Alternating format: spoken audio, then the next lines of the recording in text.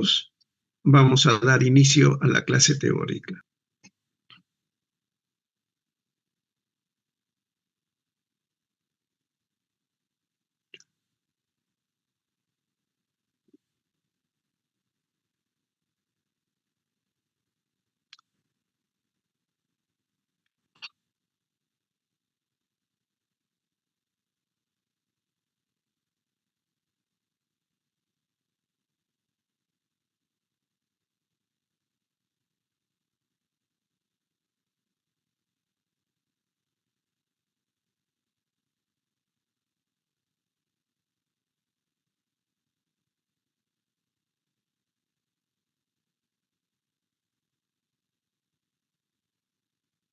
Bueno, en realidad hablar de genética, como genética, siempre existen antecedentes, ¿no?, históricos, sobre todo de cruce de razas en animales, sobre todo, o mezclas de determinadas plantas para mejorar la calidad del producto, que no se necesitan grandes conocimientos de genética, simplemente eso lo aprende el agricultor con experiencia.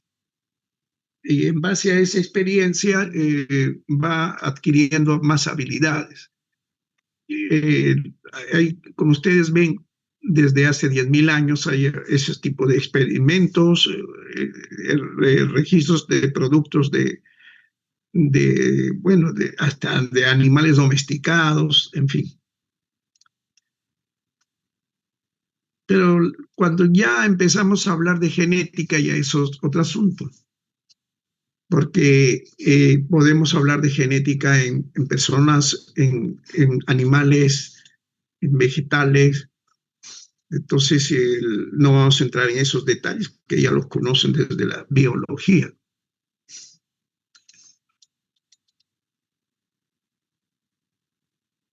Si uno hace la revisión histórica de la biotecnología, que tiene que ver mucho con la parte genética, bueno, ya desde los años 70 empezaron a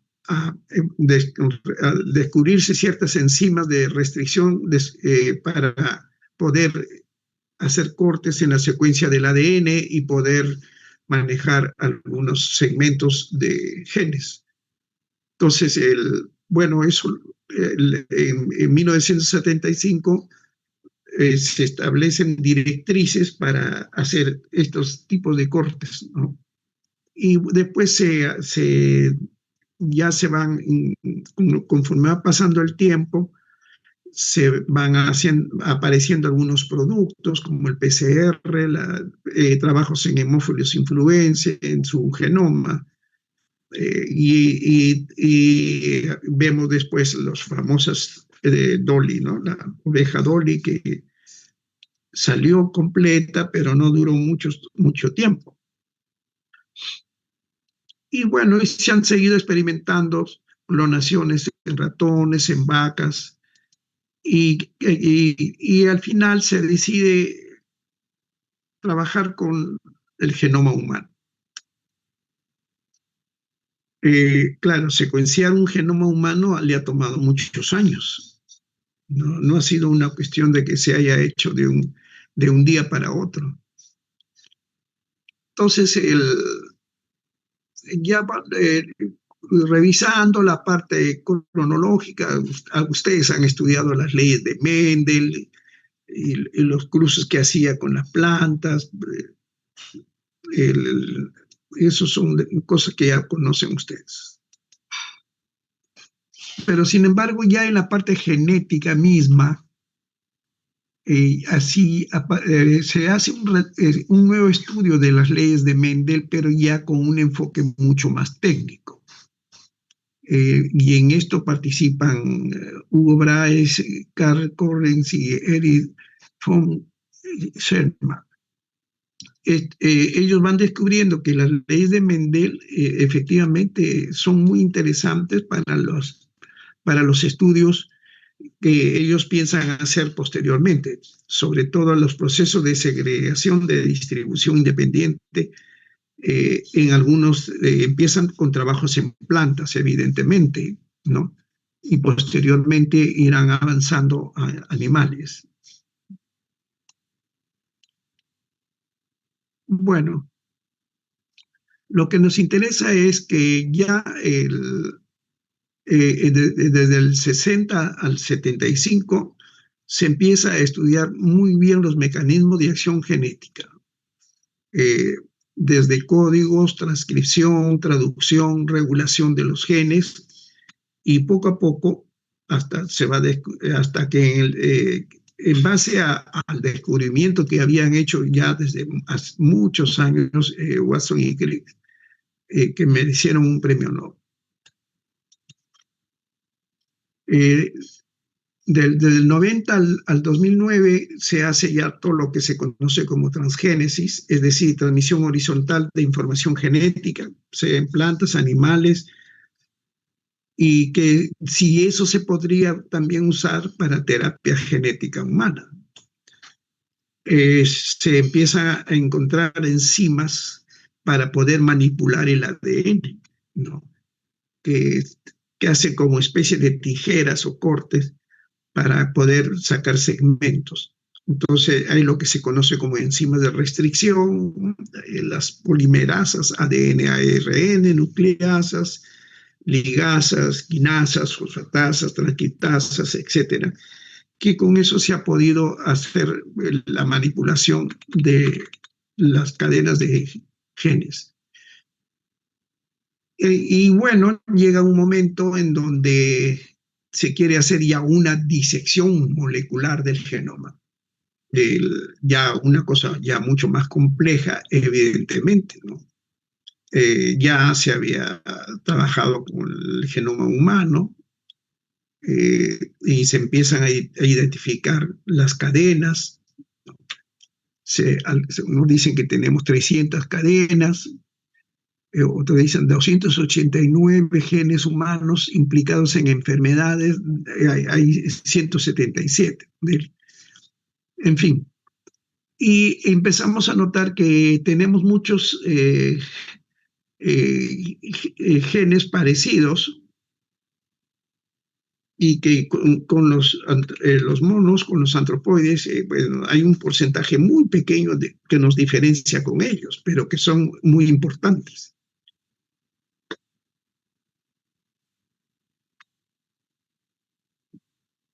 Bueno, a raíz de todo el avance en la ingeniería genética y empezar a trabajar con la genómica, es decir, disecar, vamos a decir, partes del genoma para poder hacer otras composiciones, y sobre todo utilizando biotecnologías. Y allí entra no solamente ya la parte genética, sino también la bioinformática, que ha ayudado muchísimo, no solamente para manejar esto, sino también para cuantificar, porque si se hiciera manualmente el conteo sería algo pues terrible, ¿no? Entonces, la matemática y la bioinformática ha servido muchísimo para identificar la cantidad de genes en los diferentes genomas. Entonces, hay modificaciones genéticas en los cultivos, que son una de las que más se ha manejado, sobre todo en la parte de transgénicos, o otras veces modificar cierto orden solamente en el genoma para hacerlos más productivos. Hay tecnologías recombinantes para buscar productos terapéuticos, y bueno, y químicas combinatorias también se ha utilizado, y por último la bionanotecnología. Bueno, este proyecto hubo para el genoma humano, que realmente empieza en el 90 y recién termina en el 2003. Hubieron varias instituciones que estuvieron incorporadas a este proyecto. Evidentemente, el objetivo era buscar hacer un mapeo y secuenciar de todos los genes del genoma humano. Evidentemente, quien lideró un poco esto fue el Instituto Nacional de Investigación de Genoma Humano en Estados Unidos y el Wellcome Trust en el Reino Unido, pero se necesitaban alrededor de 3.000 investigadores de 16 institutos y han participado muchos otros institutos, e incluso se planteó que Celera Genomics intentó quedarse con el proyecto en algún momento. En fin, al final, de todas maneras se patentó. Fueron varios los países que participan en la patente del genoma humano. Dentro de Estados Unidos, Inglaterra, Francia y creo que, no me acuerdo si Japón o algunos más. Y claro, ellos lo dicen porque son sus instituciones, sus institutos y sus investigadores que en forma corporativa han trabajado para poder hacer este conteo, este mapeo genético y determinar bien la secuenciación del ADN con trabajo internacional, evidentemente. Ya han habido conflictos sobre esto de las patentes, porque ellos dicen, hemos patentado el genoma humano. Bueno, se han sacado comunicados a nivel mundial indicando que no, pues que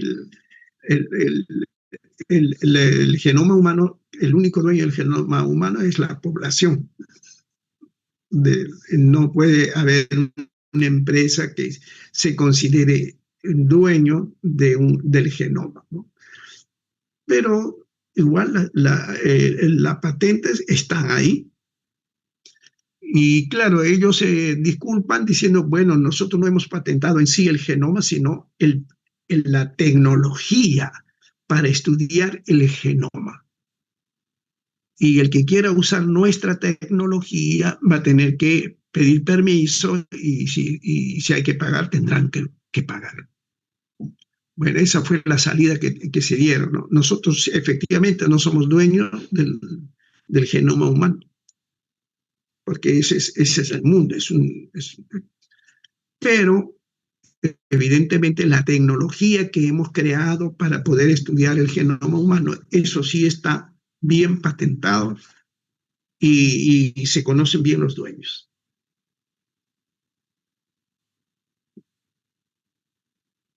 Y eso también ha servido para poder estudiar bien cuál es el genoma humano normal, la secuenciación, etcétera, y también para poder detectar, evidentemente,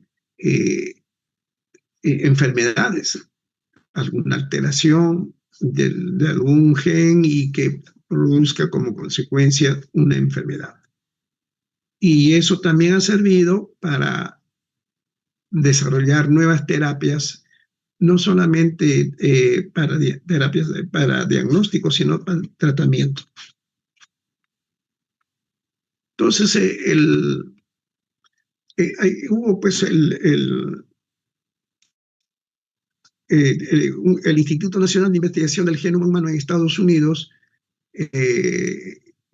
ellos siempre han dicho pues que sí, pues que el genoma es el propietario en realidad de la raza humana, es el mundo, ¿no? Pero ellos tienen algunos aspectos muy particulares. Ellos dicen que hay cierta privacidad e imparcialidad, se debe tener privacidad e imparcialidad en el uso y en la interpretación de la información genética. Bueno, efectivamente, eso es bueno, pero cuando se habla de privacidad e imparcialidad, no sabemos qué cosas lo están manejando en forma privada, que nadie conoce más que ellos, que los investigadores. También hablan de integración clínica de nuevas tecnologías genéticas y para evaluar el impacto de estas pruebas en los distintos individuos, familias y en la sociedad. Si es tan privado, evidentemente las nuevas tecnologías genéticas que puedan impactar con pruebas genéticas en individuos, pues tampoco se tiene muy claro. No lo van a decir. Van a decir, es privada la investigación. Si no lo publican, nadie se entera. Las cuestiones de la investigación genética, como el diseño, la conducta, la participación y la presentación de los informes de investigación genética, se tienen que hacer, evidentemente, si uno está haciendo un trabajo de investigación, y lo harán pues cuando concluya. Y educación pública y profesional, eso también se entiende que el mundo tiene que conocer lo que han trabajado, y los profesionales del área de la genética, que son los especialistas, tendrán que estudiarlo y evaluarlo. Entonces, trabajar con investigación en la parte genética, con el enfoque que tienen los Estados Unidos, y el papel de esos estudios en la salud y en la enfermedad, es hoy en día una prioridad.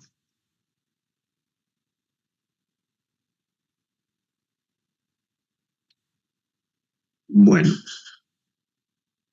¿qué es un ser humano? ¿Qué es individuo? ¿Qué es una persona y dignidad? Eso lo venimos trabajando, estudiando en el curso hace tiempo. Sin embargo, la Declaración Universal de la UNESCO sobre el genoma humano y los derechos humanos, cuando sacó su pronunciamiento diciendo, un momentito, el genoma humano no puede ser patentado porque eh, el, todos los seres humanos somos dueños. Bueno, sí, eso quedó pues muy bonito como declaración, ¿no? Pero en la práctica, como les digo, las patentes están de todos los países que participaron en este tipo de investigación. Y claro, la Declaración Universal de la UNESCO, ellos hablan pues de la dignidad humana y el genoma humana, y que corresponden a la familia humana, y que, bueno, tenemos cierta diversidad genética, aunque es insignificante. Se dice que un 0.8% nos diferencia de una persona con otra persona. O sea, es muy poquito. Ese 0.8 nos hace diferente de usted conmigo. Libertad de investigación y responsabilidad, claro, exigen que haya libertad de investigación, pero que se asuma la responsabilidad también sobre lo que van a trabajar, porque todo se puede hacer, pero respetando los derechos humanos y la dignidad de las personas. Entonces, las personas no pueden ser objeto de investigación para hacer manipulación genética y crear monstruos, ¿no? Entonces, eso, por ejemplo, tiene que tenerse presente. Y otro criterio es que no se debe hacer discriminación y equidad. Claro, porque con estas técnicas de ingeniería genética, donde se puede hacer mejoramiento del genoma, también hay un buen grupo de investigadores que quieren hacer un mejoramiento también en la parte del gen, pero que no son enfermos, sino que mejorar la calidad del gen. Por ejemplo, para que los músculos salgan más reforzados, mejorar el cociente de inteligencia, la estructura del cuerpo humano a lo mejor sea más atlética, etcétera, etcétera, que de repente tenga un color de piel o color de cabello diferente, y que eso los va a hacer diferentes del resto de personas que no han sido sometidos a manipulación genética. Por eso ellos insisten en no discriminación y además equidad es decir, no utilizar tampoco a determinado grupo humano como conejillo de indias. El consentimiento informado, que es esencial en toda investigación y con mayor razón en la genética y en la toma de decisiones. Eso hoy en día es obligatorio, eso ya lo hemos estudiado. El acceso a una información genética también. Yo tengo, si me hacen un estudio de mi genoma y tengo algún gen por ahí medio patológico, tengo derecho a conocer mi genoma. Y eso hace que el acceso a la información genética debe ser solamente cuando concierne al sujeto de estudio y con ciertas restricciones para proteger la privacidad y la confidencialidad. Evidentemente, si esto se difunde, podría uno ser perjudicado. Por ejemplo, si uno quiere buscar un trabajo y aparece que yo voy a sufrir de un cáncer a los 40 años o voy a tener algún tipo de patología que puede afectar mi desempeño laboral, de repente en la entrevista me descalifican. Entonces, eso, por ejemplo, no falta por ahí una corriente que promueve que, así como nos hacemos un examen médico y psicológico para conseguir un trabajo, etcétera, también deberíamos hacernos una evaluación genómica para poder asegurarnos de que efectivamente vamos a vivir por lo menos los años que requiere la empresa.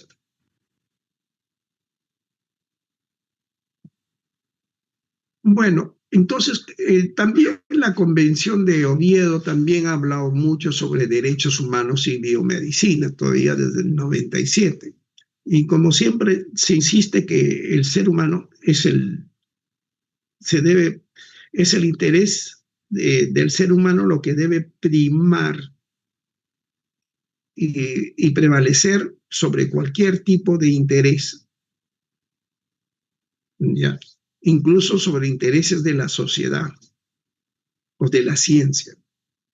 El interés del ser humano y el bienestar están por encima del interés de la sociedad o de la ciencia. Entonces, aquellos que dicen, sí, pero lo que yo voy a hacer en este experimento va a beneficiar a la sociedad, va a ayudar a la ciencia, un momentito. Usted no es un objeto, es un sujeto, es una persona. Por lo tanto, usted no es conejillo de indias, no es un animal de experimentación.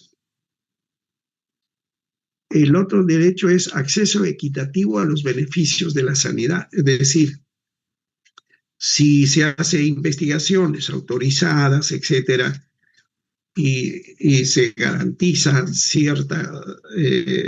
que no va a perjudicar al sujeto de investigación, y si los resultados de esa investigación son beneficiosos, entonces debemos garantizar que las personas o los sujetos de la investigación puedan beneficiarse de esto que se ha descrito y en forma equitativa, sin discriminación.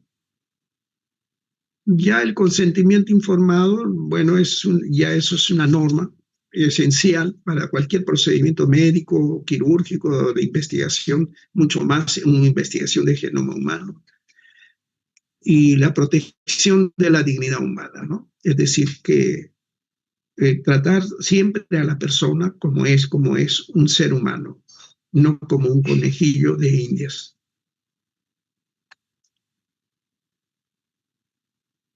También la Declaración Universal de la UNESCO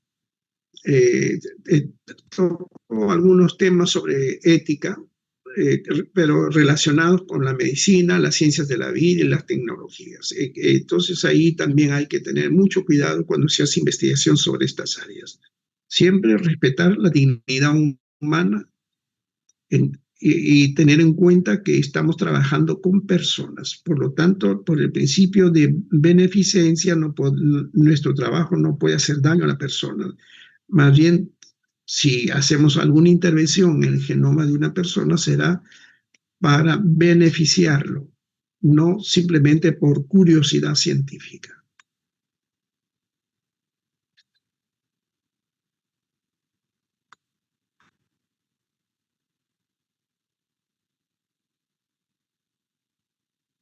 También han habido declaraciones internacionales sobre datos genéticos.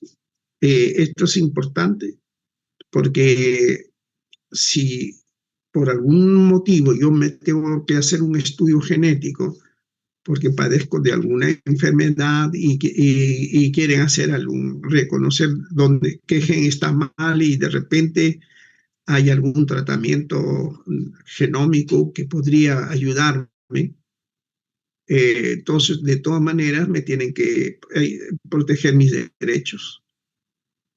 Entonces, mis derechos y también yo tengo que autorizar, es decir, la libertad para que puedan hacer recolección, tratamiento y utilización de mis datos científicos, médicos y personales. Si yo no autorizo que esa información salga, pues nada, no pueden utilizarlo, porque eso es mi derecho. Y también hablan que la Declaración Universal sobre Genoma Humano y Derechos Humanos que se hizo, ¿no? Son puntos de referencia internacional cuando se va a trabajar en el campo de la bioética. Entonces, la ética y la dignidad humana están íntimamente unidos y se debe garantizar que los datos genéticos se guarde la confidencialidad, se trabaje en forma ética y respetando la dignidad humana. Bueno, la genética pues ha servido para hacer muchos trabajos de investigación y así las famosas plantas transgénicas o animales transgénicos. Un animal que le hacen una modificación y en vez de ser una vaca de un tamaño normal, aparece una vaca más grande con mayor cantidad de carnes o mayor producción de leche, en fin. Entonces, son trabajos que se hacen, lo mismo iguales con las plantas transgénicas. Evidentemente, en animales y en plantas se han estado haciendo estudios, ¿no? De mejoramiento genético. Por ejemplo, si hay patologías para estudiar qué agentes patógenos atacan a los animales y cómo hacer que ese genoma se haga resistente a esos agentes. En lo mismo, resistencia a herbicidas, si fuera el caso, la esterilidad sexual, tanto de la mamá, del macho y de la hembra, y la calidad del producto. Es decir, la calidad no solamente en el tamaño, sino en el color, en el sabor, etc.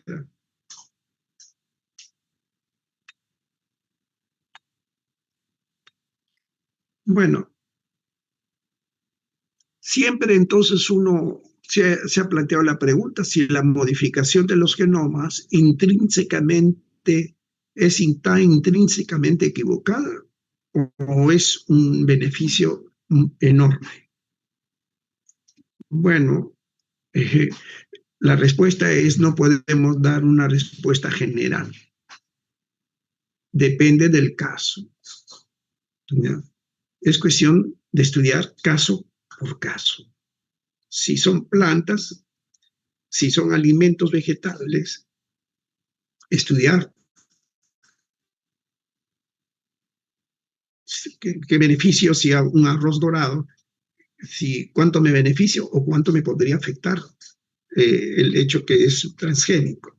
si hay plásticos biológicos, para que no haya contaminación ambiental, también tendríamos que ver cómo se deterioran y si el reciclaje puede afectar o no los productos, en fin. Y lo mismo para productos farmacéuticos, que se está utilizando mucho para conseguir ciertos fármacos que antes no se podían hacer, había que sacrificar animales, etcétera, y ahora se pueden hacer cambios, transformación genética para producir ciertos fármacos.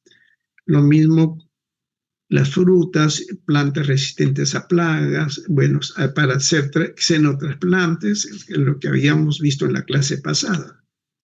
Yo modifico el genoma de, de determinada planta para poder hacer el cambio genético.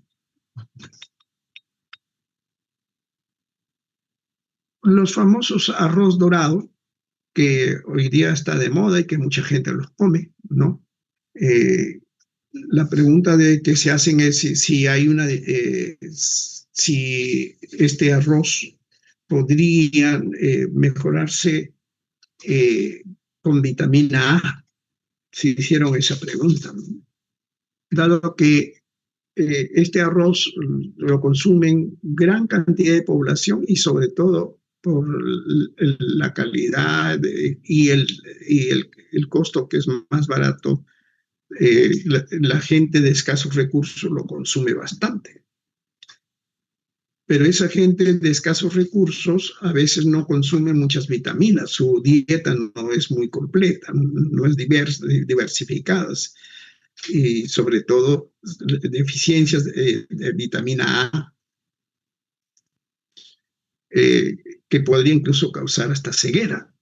Entonces, claro, tomar pastillas se puede solucionar, pero son gente tan pobre que no tiene plata para comprarse vitaminas. Entonces se planteó si el arroz se le modifica unos 3 genes que le permitan hacer betacaroteno, y de esta forma, al consumir el arroz, pues también está consumiendo vitamina A. Estas se han hecho pruebas, evidentemente en Filipinas, África, China, India, América Latina, y parece que está dando buenos resultados. Pero de todas maneras, la pregunta es siempre la controversia, ¿no?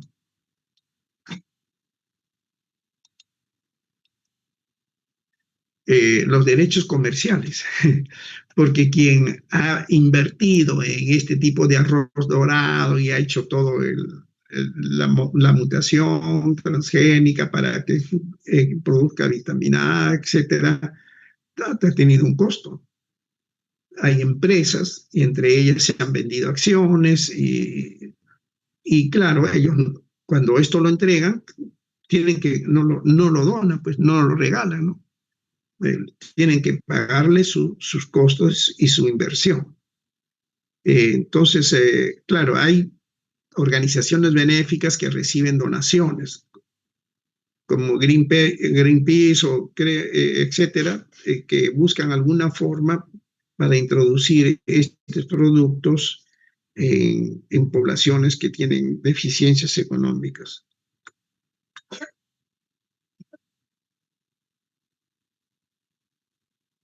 Bueno, ellos dicen, bueno, Syngenta, que es la que ha estado últimamente con las acciones transferidas a los derechos comerciales transferidos, ellos dicen, bueno, está bien, vamos a producir con ese tipo de cepas, pero solamente para países que están con serios problemas de pobreza, pobreza extrema, y que no podrán ser vendidos en Occidente.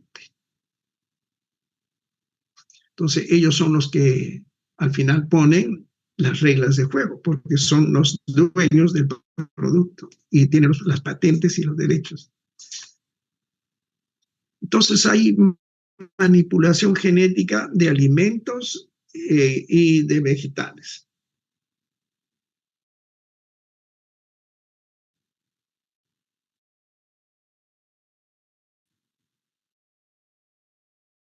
El problema es cuando hay plagas o cómo mejorar mayor rendimiento y durabilidad.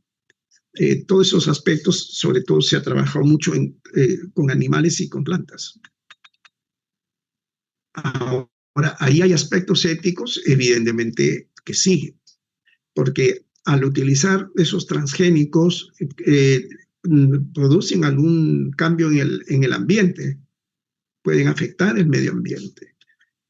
Y otro es, ¿cómo puedo asegurar 100% de que no va a producir daño a la salud? Claro, estas empresas dicen que ya hemos experimentado y se ha demostrado que no produce ningún daño, pero a largo plazo no, o sea, todas las investigaciones se hacen para demostrar que no producen daño, pero no se dan facilidades para que se investigue a largo plazo las, si podría producirse algún daño con el tiempo. Esto me hace acordar hace años, unos 10 o 15 años quizás, que un día sale en el periódico acá en Lima que dice, en el Reino Unido se han empezado a morir las vacas por una enfermedad que le llaman vacas locas. Y claro, sospechan que es por el producto que consumieron. Por lo tanto, el mensaje era que todos los países que habían importado carne del Reino Unido, que no la consuman, que la desechen, por medidas de seguridad. Bueno, y después ya se averiguó qué es lo que había pasado. Que estas empresas ganaderas en el Reino Unido que criaban pues ganado para exportación, etcétera, el costo del heno que consumía el ganado tiene su precio, evidentemente. Importaban heno de varios países, sobre todo de Estados Unidos. Y por allí le ofrecen un heno de mayor cantidad, mayor tamaño, mayor volumen y a un precio atractivo. Entonces los dueños dijeron, qué buena oferta, ¿no? Ahora el heno me lo dan en mayor cantidad, con mayor tamaño y a menor precio. Y lo recibieron, lo compraron y empezaron a dárselo a su ganado. Y a las pocas semanas empiezan a notar que las vacas se ponen inquietas, que no podían controlar las patas posteriores. Es decir, se produce como una especie de Guillain-Barré que empezó por las patas posteriores y que iba avanzando, por supuesto, en forma ascendente. Y claro, las vacas desesperadas porque no podían movilizarse, bramaban, gritaban y por eso le dijeron enfermedad de las vacas locas. Se han loqueado las vacas. Tuvieron que sacrificar miles de reses, miles de ganado.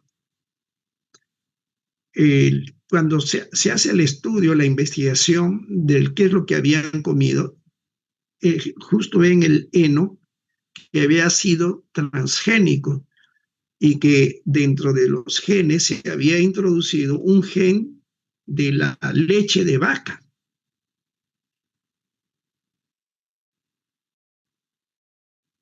Entonces el cuerpo de la vaca, al comer ese heno, inmediatamente detectó un gen de su misma especie y empezó a generar anticuerpos. y hizo una reacción autoinmune, como se produce en el Guillain-Barré. Y evidentemente empezó con las patas y fue hasta que avanzó hasta arriba y se muere, ¿no? Por un paro respiratorio. Entonces, ustedes ven que ese heno que parecía muy bonito, menor costo y que las vacas tenían para comer abundante, resultó mortal.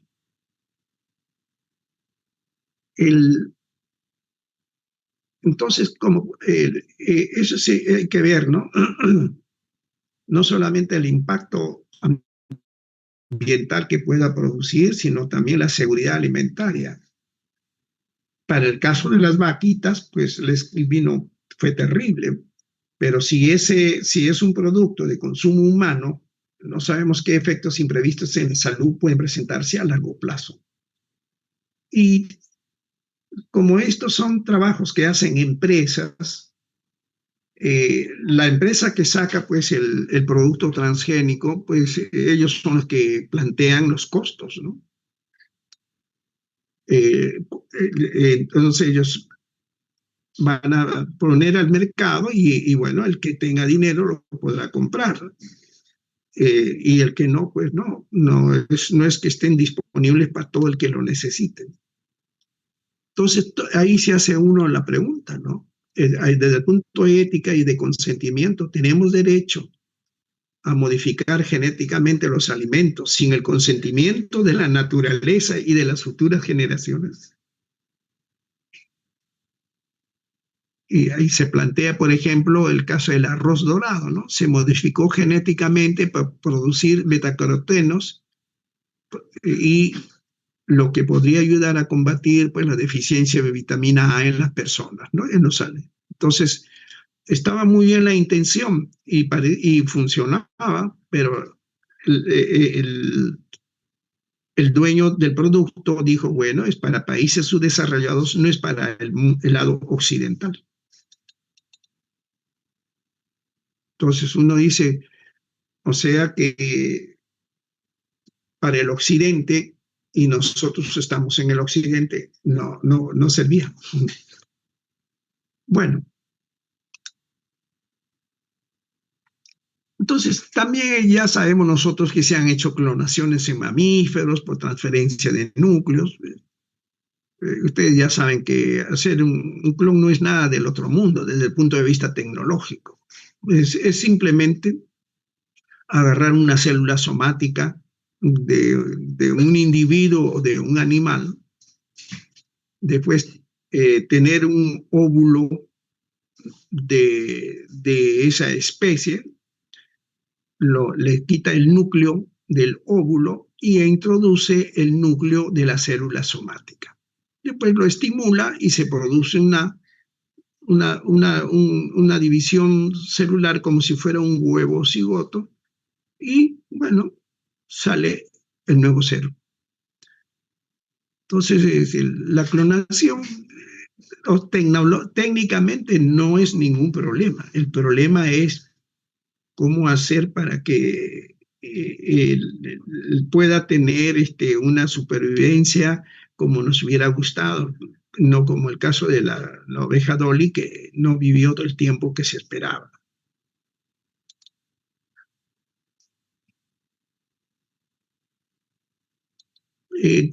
Pero sí podría servir para hacer clonación de células humanas con fines terapéuticos, para producción de órganos, de tejidos, etcétera, y que eso sí podrían ayudar.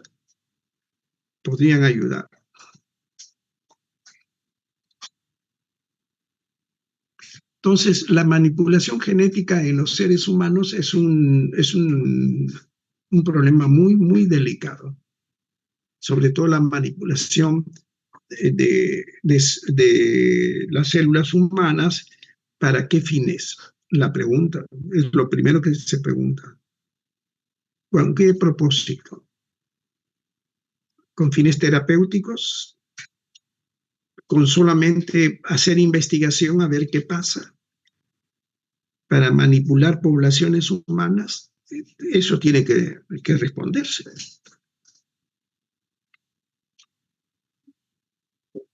Bueno, ya sabemos nosotros la manipulación que ha habido pues, en animales, etcétera, y también el cruce genético que han habido entre animales de diferentes especies y que, bueno, para experimentos lo han hecho, pues, pero en seres humanos no se puede hacer eso.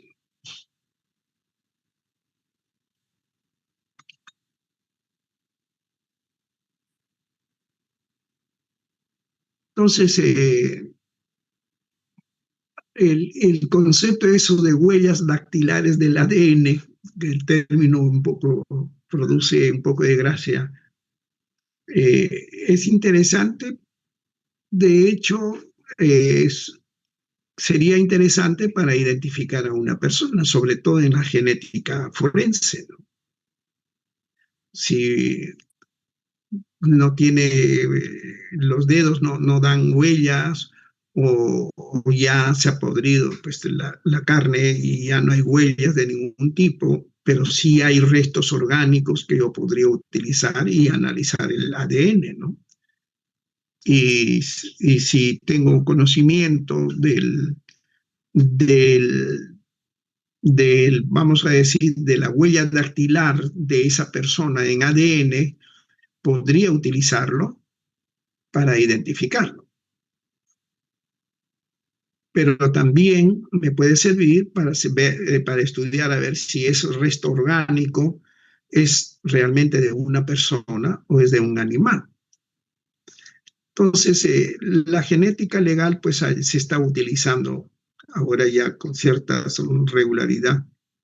Eh, Incluso ya hay estudios de genoma que en pocos días ya te dan el resultado. Y, bueno, tiene su costo en dólares un poquito altos, pero te lo pueden dar.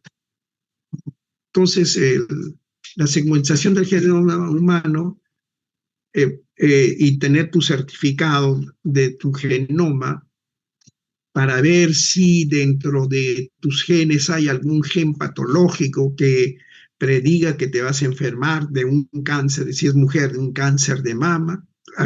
Se ha visto casos no me acuerdo el nombre de esa artista famosa que al final se hizo hacer mastectomía porque en su estudio le salió pues que iba a padecer de cáncer de mama, ¿no? Como medida de prevención, ella decidió que le hagan la mastectomía. Y claro, le hicieron ahí la cirugía plástica y estética tuvo que intervenir, ¿no? Pero también para determinados tipos de seguros y patentes de genes humanos, todo eso se tiene que todavía estudiar mucho y legislar sobre todo. Entonces, esta identificación de huellas dactilares se puede utilizar para genética forense y genética legal. Ahora, ¿se pueden hacer bancos de datos genéticos en poblaciones vulnerables? Esa es una gran pregunta, porque ¿quién garantiza que ese banco genético de poblaciones va a estar guardado con confidencialidad?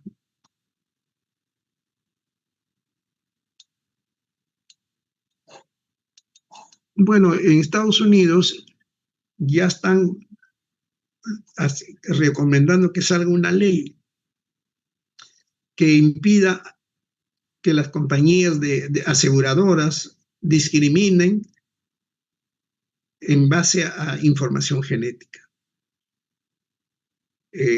Porque ya han empezado. De repente usted se hizo un estudio genético porque padece algún tipo de enfermedad y que era importante identificar y de repente a futuro hacer una terapia génica.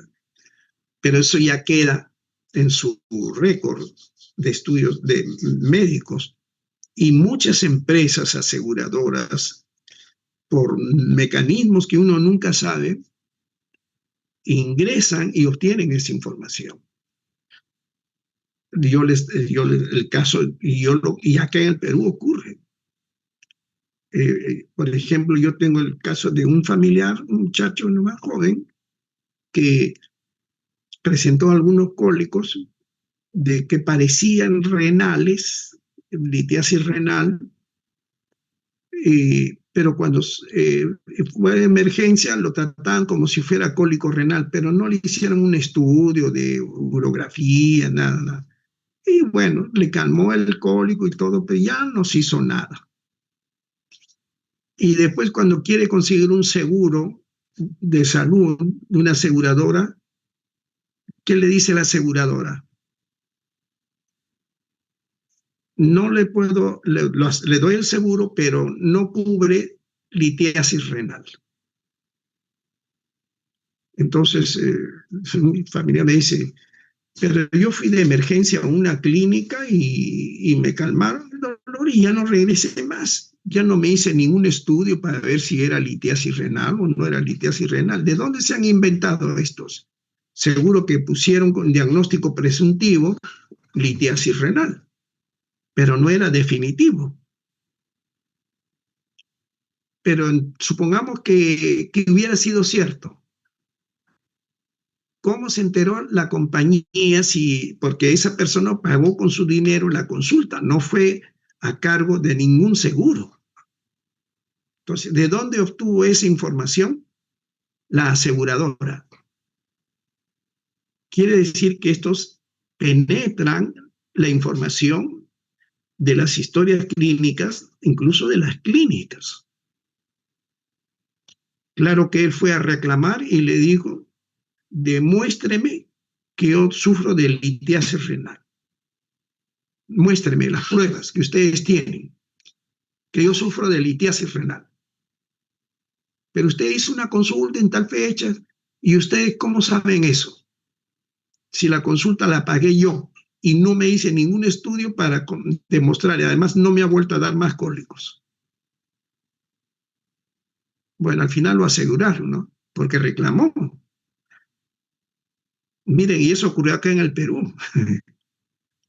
Entonces uno dice, caramba, si en el Perú ocurre eso, en Estados Unidos, ¿qué podría ocurrir? Entonces, las compañías aseguradoras pueden obtener información genética y empezar a hacer discriminación. Por eso es que había un proyecto de ley, no sé si se habrá llegado a promulgar, de que se debería prohibir a los proveedores usar información genética para negar o limitar cualquier cobertura. Lo mismo, se debería prohibir que estos proveedores establezcan tasas diferenciales de pagos o primas, como en el caso de los seguros, basados en información genética. Prohibir a los proveedores exigir que le presente usted una información genética. Y por supuesto, todo esto debe estar prohibido, divulgarlo, porque es una cuestión muy privada, muy confidencial. Y mucho más si es sin el consentimiento del individuo. Ustedes saben que cuando uno es asegurado y se hace ver por una enfermedad de X, evidentemente, como usted le cobran menos costo, la consulta, le dan productos farmacéuticos con descuentos, necesariamente la aseguradora va a enterarse del diagnóstico de su enfermedad y del tratamiento que está recibiendo. ¿Por qué? Porque ellos están financiando en parte la atención médica y la atención de fármacos. En esos casos no se puede tener confidencialidad porque evidentemente esa información tiene que ir a la aseguradora. Pero si no, usted no tiene ningún seguro y se atiende, ¿por qué tendría una aseguradora utilizar una información para no asegurarle o para asegurarle con limitaciones?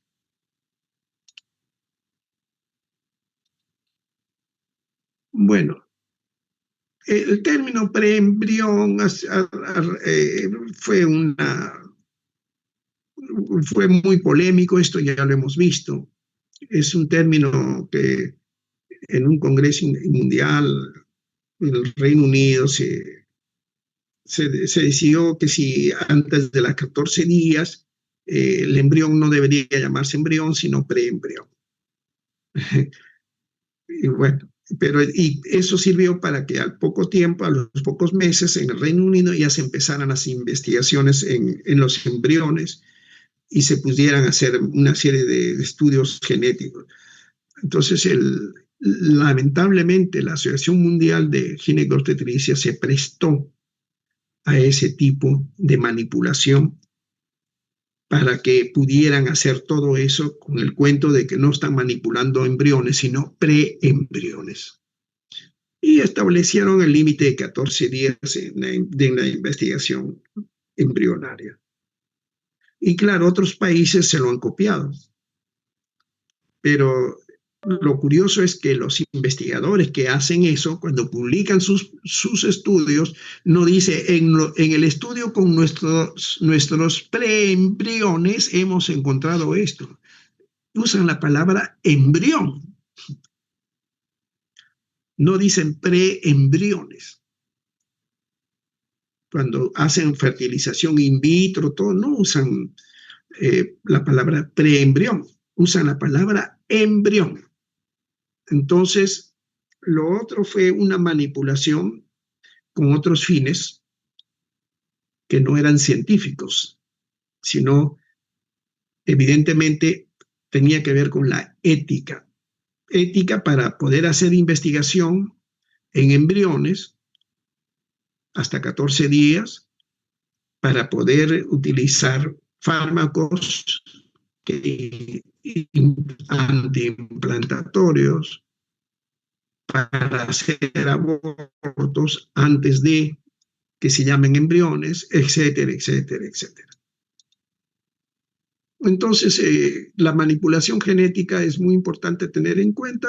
Ahí hay que ver lo que es terapia génica, ingeniería en agricultura, clonación, edición del genoma, el famoso CRISPR-Cas9, que ha servido mucho para modificar el ADN. Antes del CRISPR era muy difícil trabajar con el genoma, con las cadenas del ADN. Pero desde que se descubrió esta técnica, que es una especie de tijeras, entre comillas, que puede cortar algunos segmentos de la cadena, evidentemente facilitó muchísimo el trabajo. Sin embargo, hay reportes en donde dice que a veces se cometen errores y que no cortan, vamos a decir en términos comunes, cortan más de lo que deberían haber cortado, y eso después trae otras consecuencias.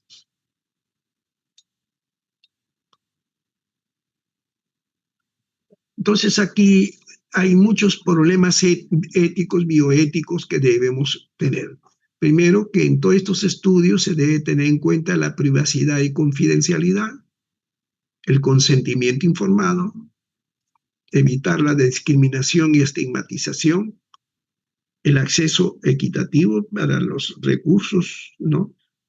El uso que se puede utilizar para uso forense o judicial, que puedan ayudar a administrar la justicia, ¿no? Y en los derechos individuales. Y por supuesto, que se respete la responsabilidad y regulación de la información genética, es decir, que el que es dueño del embrión o de sus genes, pues tiene que autorizar y no se puede utilizar sin consentimiento del sujeto. Bueno, hay mucha discusión hasta dónde las pruebas genéticas tienen alta utilidad, baja utilidad, hacen daño. Hay toda una discusión al respecto. Y la ética también de las pruebas genéticas, que se diría, bueno, si te van a ayudar a diagnosticar y a tratar la enfermedad y no son de riesgo, que como se dice, que el remedio resulte peor que la enfermedad, porque de repente tú quieres modificar tal gen y el CRISPR te funcionó mal y de repente te curan una cosa, pero ahora te vas a sufrir de otra enfermedad. Entonces eso también hay que tener mucho cuidado. Y evidentemente evitar usar la parte genética para lo que se conoce como eugenesia, ¿no? Es decir, para mejorar la raza, ¿no? Eh, ¿Son éticas la eugenesia? Se dice que no. La genética se puede utilizar para tratamientos de enfermedades, evidentemente, ¿no? Para curar enfermedades, para diagnósticos, en fin, pero no para mejorar la apariencia de la persona, el cociente de inteligencia, volverlo agilito, musculoso o guapo o genio. Para eso no. Tienen derecho las instituciones de pedirte una prueba genética. No, es una cosa muy privada y no tienen por qué pedirte.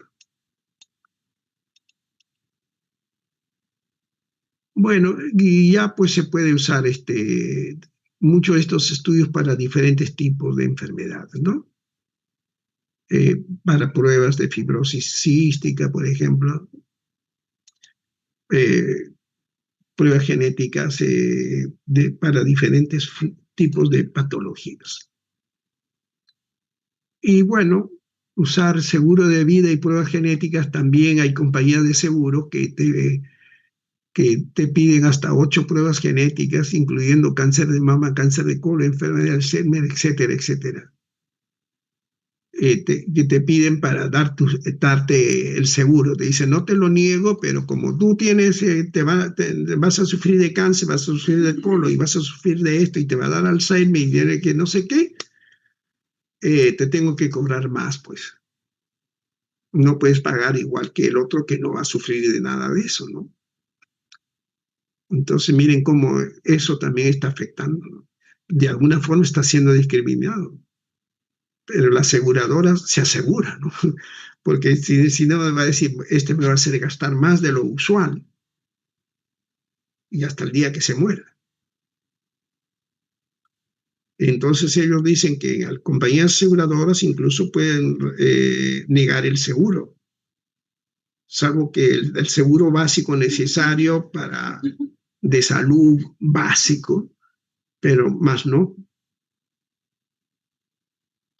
Entonces,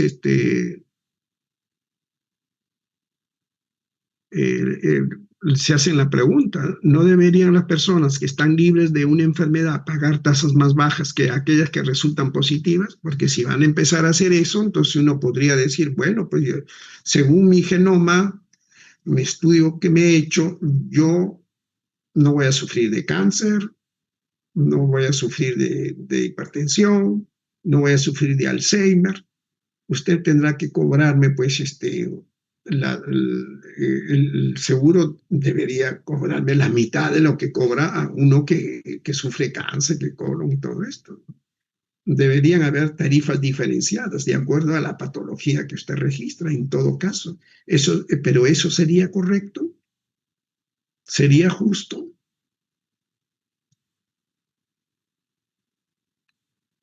Bueno, acá ha habido casos como el caso de Henrietta Lacks, que esto ya no viene de... ¿Deberíamos clonar los seres humanos? Evidentemente no, pues, de ninguna manera, ¿no? Es antiético. ¿Cuál sería el objeto de clonar a un ser humano? ¿Para qué? ¿Con qué fin? ¿Para tener una reserva de órganos para trasplantes? Por si acaso, si me tienen que con el tiempo pedir un riñón, que mi clon me dé el riñón, o si tengo un problema hepático, que a mi clon le saquen parte de su hígado para que me lo pongan a mí, no tiene sentido, ¿no?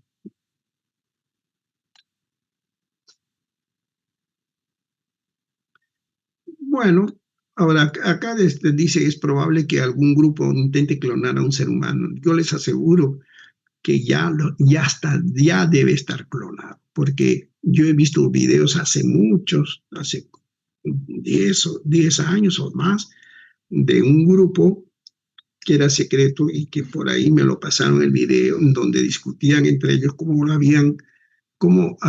qué resultados habían obtenido con los embriones de clonación humana. Y había uno que decía, sí, he logrado obtenerlo, pero he tenido fallas en la parte evolutiva. Otros decían, no, yo no he podido, y en fin. O sea, y te estoy hablando más de 10 años. E imagínense hoy en día ya, si es que alguno tuvo éxito, esa persona ya debe ser mayor de edad. Y por supuesto no va a decir yo soy el clon de fulanito. Simplemente buscan una mujer que diga que es su hijo, lo registra como hijo y el clon lo cría, ¿no? Como si fuera su hijo.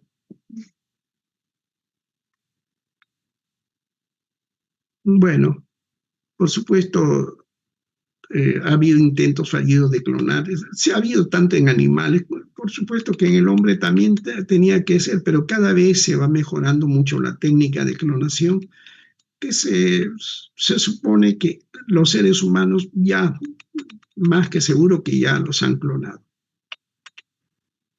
Bueno, estos dos casos, por ejemplo, de Wang Hu-suk eh, que él clona un perro galgo afgano y mintió sobre clonar células madre embrionarias humanas. Por primera y fue expulsado de la Universidad de Seúl, ¿no? Condenado a 2 años de cárcel.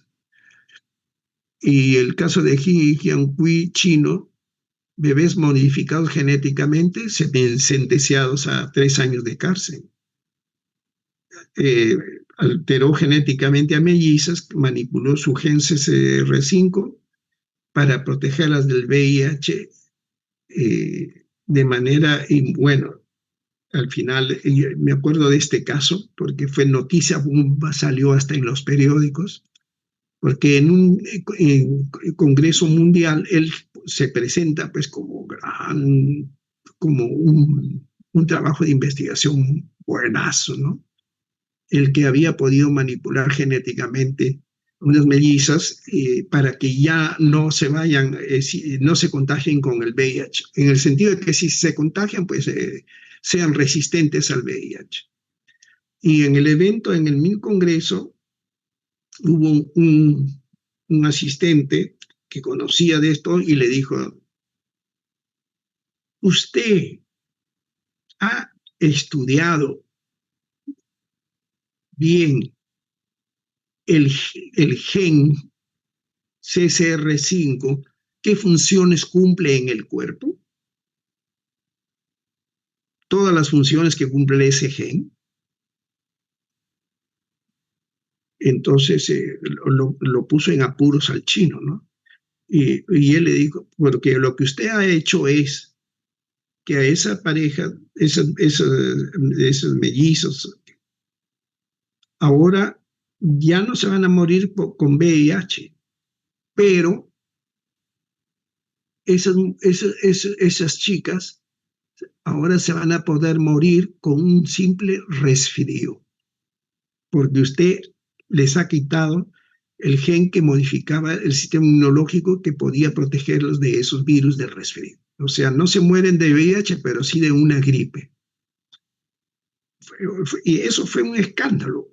Me acuerdo que salió un comunicado del gobierno chino indicando que este trabajo de investigación no había sido autorizado para ser presentado al Congreso y que no estaba autorizado en China para hacer ese tipo de experimentos y que el gobierno no... ¿Ustedes creen que un chino que hace este tipo de estudios, no tiene conocimiento el gobierno. ¿Usted no cree que cuando él pidió permiso para ir a ese Congreso Internacional, no dijo voy a presentar una ponencia de esto? Por supuesto que tenían que saber, en China saben todo, hasta del tipo de comida que a usted le gusta. Y mucho más pues en un centro de investigación que hacen estudios genéticos. Bueno, dice que lo sancionaron y que le dieron 3 años de cárcel y multas. Bueno, sabe Dios, pues, que habrán cumplido, ¿no? No sé. Bueno, esta parte ya, bueno, en la terapia génica ya hemos hablado y el de la manipulación genética también. Y bueno, si usted va a hacer terapia génica, pues tiene que asegurarse que haya seguridad y eficacia, que haya consentimiento informado, que tenga justicia y en el acceso, que no haga discriminación, evidentemente, que haya manipulación genética, que se haga de cierta seguridad, ¿no? Para algunos efectos colaterales y que la mejora genética que usted va a hacer es con fines terapéuticos, no para mejorar rasgos humanos o eugenésicos. Eso es importante. Bueno, esto de fecundación in vitro, si es ético o no hacer fecundación in vitro, bueno, hay gente que dice, bueno, si es menos de 14 días, ¿cuál es el problema? Todavía no es embrión, así que se puede hacer. Pero hay otros que dicen, no, usted tiene que respetar, porque aunque sean embriones que están todavía en fase de mórula y están llegando a la fase todavía de blastocisto, esos embriones usted no lo van a transferir a un útero. Y por lo tanto, tiene dos opciones, o los desecha o los congela. Y eso no es ético. Bueno, ahí viene la discusión ética. Entonces, lo mismo pasa con preservar células y espermatozoides. Bueno, alguien puede decir, bueno, son células, ¿no? ¿Cuál es el problema? No es un embrión. Y claro, hoy en día se hace mucho la reproducción asistida con embriones obtenidos in vitro. Y se aprovecha para usar esos embriones para, dice, antes de botarlo a la basura, mejor los dono para que hagan investigación genética en esos embriones que después voy a desecharlos. Ese es un problema ético también. Bueno, en el Perú se está haciendo algo al respecto, se hace reproducción asistida. Aparentemente no hay ninguna ley que lo prohíba. Evidentemente, el problema acá que se está haciendo es qué hacemos con la madre genética, porque ya han habido muchos casos que la ley no va a registrar a esa niña como hija de la madre genética, sino como hija de la madre gestante. Como decimos comúnmente, va a ser hija de la que la parió, no del dueño del óvulo o del embrión. Entonces, han habido problemas, que gente que han venido acá, han hecho esto y cuando han querido registrarlo eran extranjeros, le dijeron no. Acá esta niña o niño se registra con el nombre de la madre gestante, no con el nombre de la dueña del embrión. Entonces, y han habido conflictos legales y eso no se ha cambiado. Sigue la prohibición. Así que si quieren, van a tener que hacer una ley donde autorice eh, que la madre genética dé el nombre del embrión de la madre gestante. En otros países sí está permitido eso, y cuando nace el niño o la niña, la madre genética lo registra, pero en el Perú no.